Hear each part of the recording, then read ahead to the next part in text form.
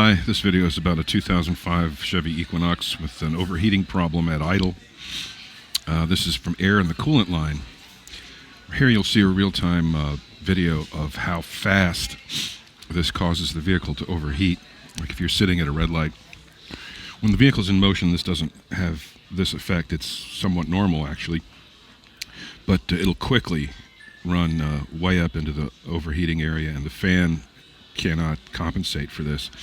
So what I did here, I didn't really video myself doing the actual activities because I didn't think it was going to work. But we have air in the coolant line.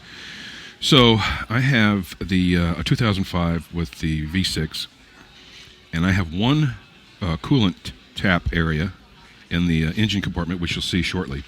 I have the one with the blue arrow, not the one with the red arrow. And the top of it was broken off, so it was just basically you had to loosen it to get it to work. But I took it out because the objective here we go, you can see the actually that's the fan running high speed when it was hot.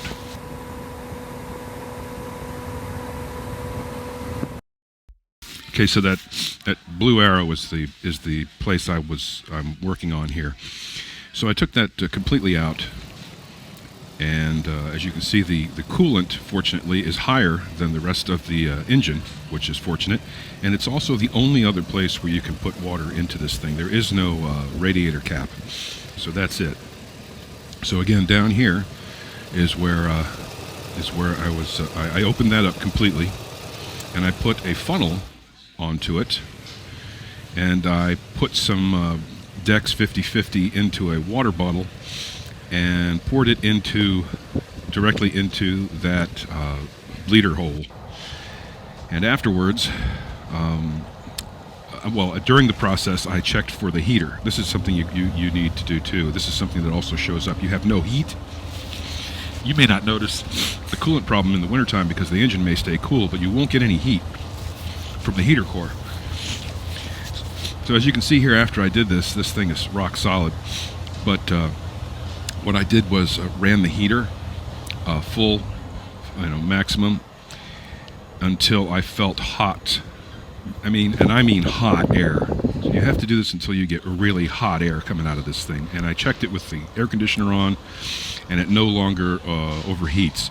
So again, what I did was that you're trying to do here is to get the air out of the system. So when you open that bleeder hole, you'll see a little bubbling in there, and I just poured fluid into it until it stopped going in, and then I quickly put the cap on it. I also slightly overfilled the reservoir.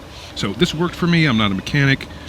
I don't know if you'll have the same results, but I would not let this thing overheat like that with the gasket problems.